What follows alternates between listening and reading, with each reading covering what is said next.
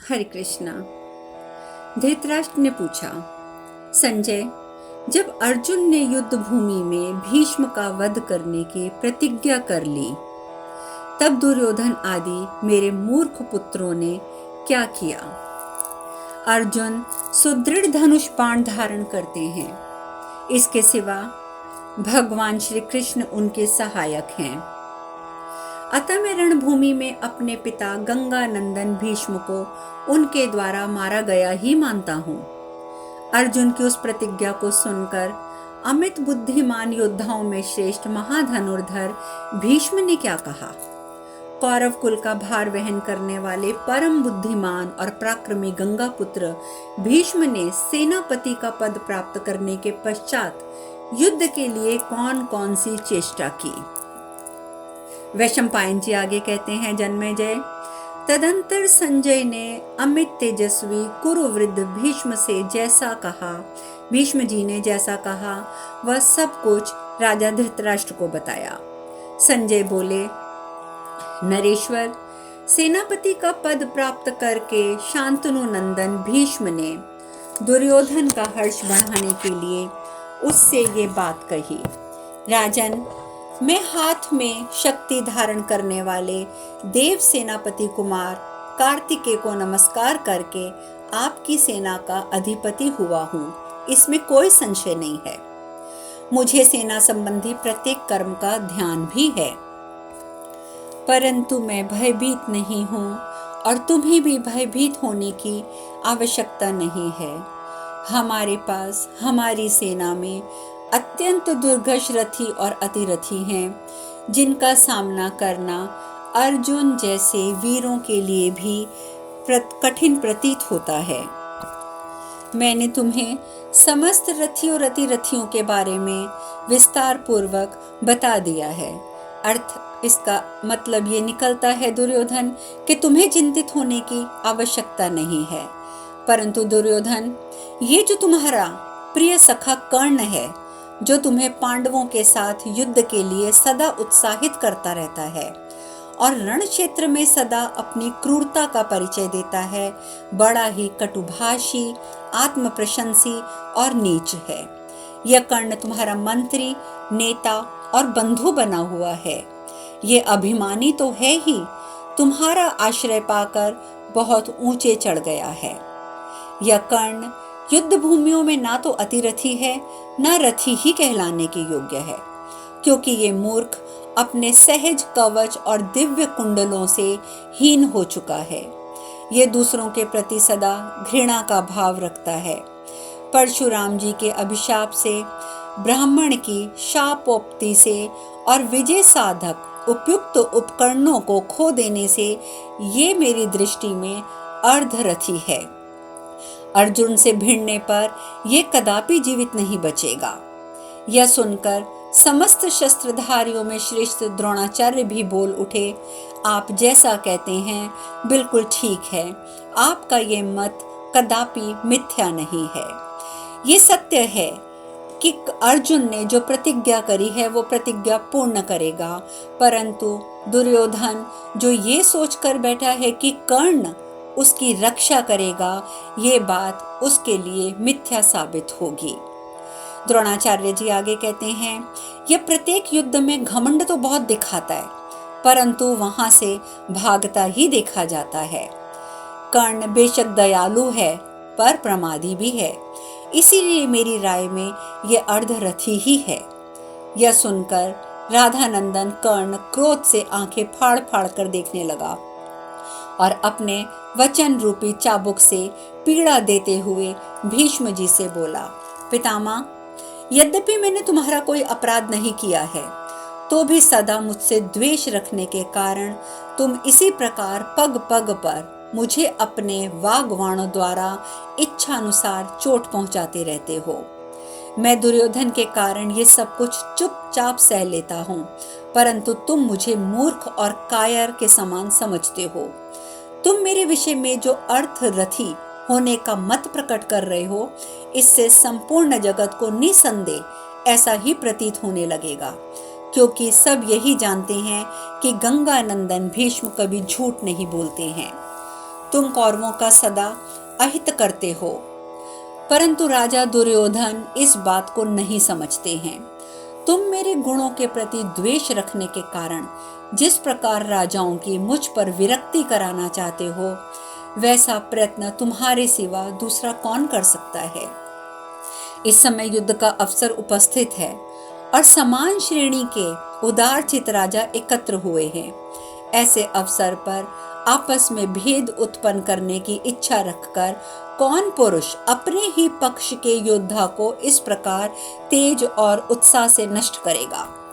कौरव केवल बड़ी अवस्था हो जाने, बाल पक जाने, अधिक धन का संग्रह कर लेने और बहुत संख्यक भाई बंधु होने के कारण किसी क्षत्रिय को महारथी नहीं गिना जा सकता।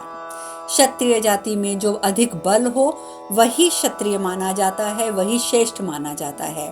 ब्राह्मण वेद मंत्रों के ज्ञान से, वैश्य अधिक धन से, शूद्र अधिक आयु होने से श्रेष्ठ समझे जाते हैं। तुम राग और द्वेष से भरे हो, अतः मोहवश मनमाने ढंग से रथी अतिरथियों का विभाग कर रहे हो। महाबाहु दुर्योधन, तुम अच्छी तरह विचार करके देख लो, ये भीष्म दुर्भाव से दूषित होकर तुम्हारी बुराई करते हैं और तुम इन्हें अभी भी त्याग नहीं करते तो तुम्हें अंततः पछताना पड़ेगा। नरेश्वर पुरुष सिंह, एक बार सेना में फूट पड़ जाने पर पुनः मेल कराना कठिन हो जाता है। उस दशा में मौलिक पीढ़ियों से चले आने वाले सेवक भी हाथ से निकल जाते हैं। फिर जो भिन्न भिन्न स्थानों के लोग किसी एक कार्य के लिए उद्यत होकर एकत्र होते हैं, उनकी तो बात ही क्या है। भरत, इन योद्धाओं में युद्ध के अवसर पर दुविधा उत्पन्न हो गई है। तुम प्रत्यक्ष देख रहे हो, हमारा तेज और उत्साह की विशेष रूप से हत्या की जा रही है। कहाँ रथियों को समझना और कहाँ अल्प बुद्धि भीष्म को समझना। मैं अकेला ही पांडवों की सेना को आगे बढ़ने से रोक दूंगा। मेरे बाण अमोघ हैं। मेरे सामने आकर पांडव और पांचाल उसी प्रकार दसों दिशाओं में भाग जाएंगे जैसे सिंह को देखकर बैल भाग जाते हैं। कहाँ युद्ध, मार काट और गुप्त मंत्रणा में अच्छी बातें बताने का कार्य और कहाँ काल प्रेरित मंद बुद्धि भीष्म पितामह, जिनकी आयु अब समाप्त हो गई है, वह ये बातें कर रहे हैं। ये अकेले ही सदा संपूर्ण जगत के साथ स्पर्धा रखते हैं और अपनी व्यर्थ दृष्टि के कारण दूसरे किसी भी को भी पुरुष नहीं समझते हैं। वृद्धों की बातें सुननी चाहिए, ये शास्त्र का आदेश है, परंतु जो अत्यंत बूढ़े हो गए हैं उनकी बातें श्रवण करने के योग्य नहीं हैं, क्योंकि वे तो फिर बालकों के समान माने जाते हैं। निवशेष, मैं इस युद्ध में अकेला ही पांडवों की सेना का विनाश करूंगा, परंतु सारा यश भीष्म को मिल जाएगा। नरेश्वर, तुमने इन भीष्म पितामह को सेनापति बनाया है। विजय का यश सेनापति को ही प्राप्त होता है, योद्धाओं को किसी भी प्रकार नहीं मिलता। अतः राजन, मैं भीष्म के जीते जी किसी प्रकार का युद्ध नहीं करूंगा, परंतु भीष्म के मारे जाने पर संपूर्ण महारथियों के साथ मैं टक्कर लूंगा। यह सुनकर भीष्म पितामह ने कहा, सूतपुत्र, इस युद्ध में दुर्योधन का यह समुद्र के समान अत्यंत गुरुतर भार मैंने अपने ऊपर उठाया है, जिसके लिए मैं बहुत वर्षों से चिंतित हो रहा था। वह संतापदायक रोमांचकारी समय अब आकर उपस्थित हो ही गया है।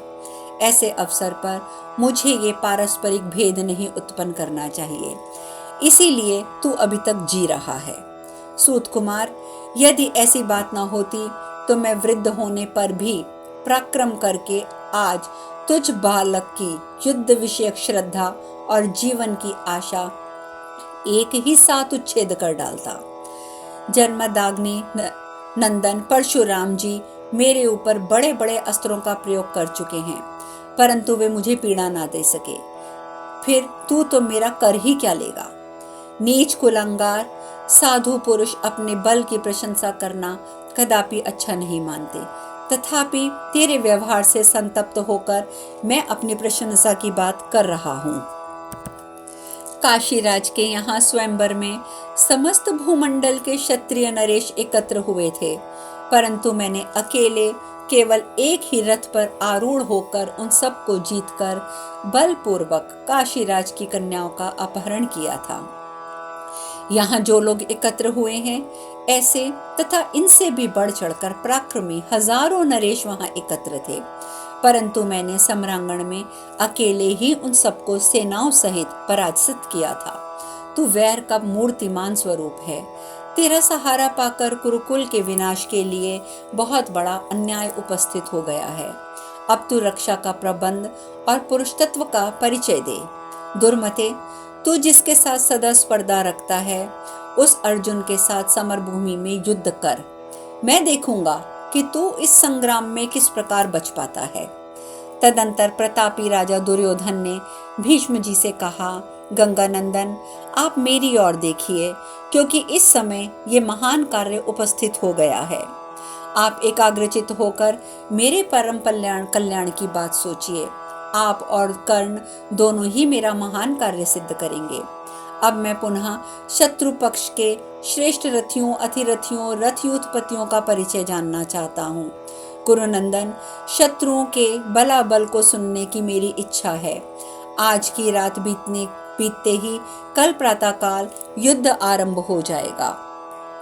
इस प्रकार श्री महाभारत उद्योग पर्व के अंतर्गत रथातिरथी संख्या पर्व में भीष्म कर्ण संवाद विषयक 168वां अध्याय पूर्ण हुआ। यह सुनकर भीष्म पितामह ने कहा, नरेश्वर, ये तुम्हारे पक्ष के रथी, अतिरथी और अर्धरथी बताए गए हैं। यदि तुम पांडवों के पक्ष के रथी, अतिरथियों का वर्णन भी सुनना चाहते हो तो मैं तुम्हें उनके नाम भी बताता हूँ। तात, कुंती का आनंद बढ़ाने वाले स्वयं पांडुपुत्र राजा युधिष्ठिर एक श्रेष्ठ महारथी हैं। वे समरभूमि में अग्नि के समान सब और विचरेंगे, इसमें कोई संशय नहीं है। राजेंद्र, भीमसेन तो अकेले ही 8 रथियों के बराबर है। गदा और बाणों द्वारा किए जाने वाले युद्ध में उसके समान कोई योद्धा नहीं है। उसमें 10,000 हाथियों का बल है। वे बड़े ही मानी और अलौकिक तेज से संपन्न हैं। माद्री के दोनों पुत्र अश्वनी कुमारों के समान रूपवान और तेजस्वी कोई नहीं है। वे दोनों ही पुरुष रत्न रथी हैं। ये चारों भाई महाक्लेशों का स्मरण करके तुम्हारी सेना में घुसकर रुद्रदेव के समान संहार करते हुए विचरेंगे, इसमें कहीं कोई संशय नहीं है। ये सभी महामना पांडव शाल वृक्ष के स्तंभों के समान ऊंचे हैं। इनकी ऊंचाई का मान अन्य पुरुषों से एक बित्ता अधिक ही है। सभी पांडव सिंह के समान सुगठित शरीर वाले महान बलवान हैं। तात, उन सब ने ब्रह्मचर्य व्रत का पालन किया है। पुरुषों में सिंह के समान पराक्रमी पांडव तपस्वी, लज्जाशील व्याघ्र के समान उत्कट बलशाली हैं। भरतश्रेष्ठ, वे वेग, प्रहार, संघर्ष में अमानुषिक शक्ति से संपन्न हैं। उन सब ने दिग्विजय के समय बहुत से राजाओं पर विजय पाई है।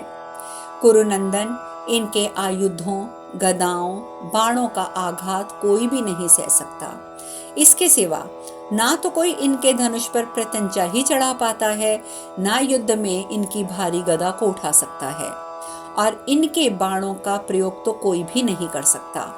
वेग से चलने, लक्ष्य भेद करने, खाने पीने तथा धूल क्रीड़ा करने आदि में इन सब ने बाल्यावस्था से ही तुम्हें पराजित किया है। इस सेना में आकर वे सभी उत्कृष्ट बलशाली हो गए हैं। युद्ध में आने पर ये तुम्हारी सेना का विध्वंस कर डालेंगे। मैं चाहता हूँ कि उनमें कहीं भी तुम्हारी मुठभेड़ ना हो। उनमें से एक एक में इतनी शक्ति है कि वे समस्त राजाओं का युद्ध में संहार कर सकते हैं। राजेंद्र, राजसूय यज्ञ में जैसा जो कुछ हुआ था वह सब तुमने अपनी आंखों से देखा है। द्रुत क्रीड़ा के समय द्रौपदी को जो महान क्लेश दिया गया और पांडवों के प्रति जो कठोर बातें सुनाई गई, उन सब को याद करके वे संग्राम भूमि में रुद्र के समान ही विचरेंगे। लाल नेत्रों वाले निद्रा विजय अर्जुन के सखा और सहायक नारायण स्वरूप भगवान श्री कृष्ण हैं।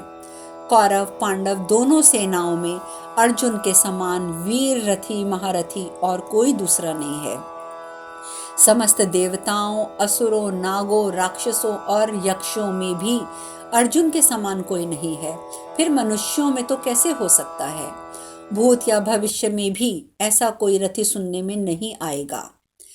महाराज, बुद्धिमान अर्जुन का रथ जुता हुआ है, भगवान श्री कृष्ण उसके सारथी हैं और युद्ध कुशल धनंजय रथी हैं। दिव्य गांडीव धनुष है, वायु के समान वेगशाली अश्व हैं, अभेद्य दिव्य कवच है तथा अक्षय बाणों से भरे हुए 2 महान तरकस हैं। उस रथ में अस्त्रों के समुदाय, महेंद्र, रुद्र, कुबेर, यम, वरुण संबंधी अस्त्र, भयंकर दिखाई देने वाली गदाएं हैं। वज्र आदि भांति भांति के श्रेष्ठ आयुध भी उस रथ में विद्यमान हैं। अर्जुन ने युद्ध में एकमात्र उस रथ की सहायता से हिरण्यपुर में निवास करने वाले सहस्त्रों दानवों का संहार किया है। उसके समान दूसरा रथी कौन हो सकता है। ये बलवान, सत्य पराक्रमी महाबाहु अर्जुन क्रोध में आकर तुम्हारी सेना का संहार करेंगे और अपनी सेना की रक्षा में संलग्न भी रहेंगे। मैं अथवा द्रोणाचार्य ही धनंजय का सामना कर सकते हैं। राजेंद्र, दोनों सेनाओं में तीसरा कोई ऐसा रथी नहीं है जो बाणों की वर्षा करते हुए अर्जुन के सामने जा सके। ग्रीष्म ऋतु के अंत में प्रचंड वायु से प्रेरित महामेघ की भांति श्री कृष्ण सहित अर्जुन युद्ध के लिए तैयार हैं। वह अस्त्रों का विद्वान और तरुण भी है और इधर हम दोनों वृद्ध हो चले हैं। वैशंपायन जी कहते हैं, जन्मेजय, भीष्म की ये बात सुनकर पांडवों के पुरातन बल पराक्रम को प्रत्यक्ष देखने की भांति स्मरण करके राजाओं की सुवर्णमय भुजबंदों से विभूषित चंदन चर्चित स्थूल भुजाएं एवं मन भी आवेग से युक्त होकर शिथिल हो गए। सब के सब मन ही मन में घबरा भी रहे थे, परंतु मुख से किसी ने कुछ उच्चारण नहीं किया। इस प्रकार श्री महाभारत उद्योग पर्व के अंतर्गत रथाधिरथी संख्या पर्व में पांडवों के रथियों और अथिरथियों की संख्या विषयक 169वां अध्याय पूर्ण हुआ। शेष कथा कल। हरे कृष्णा।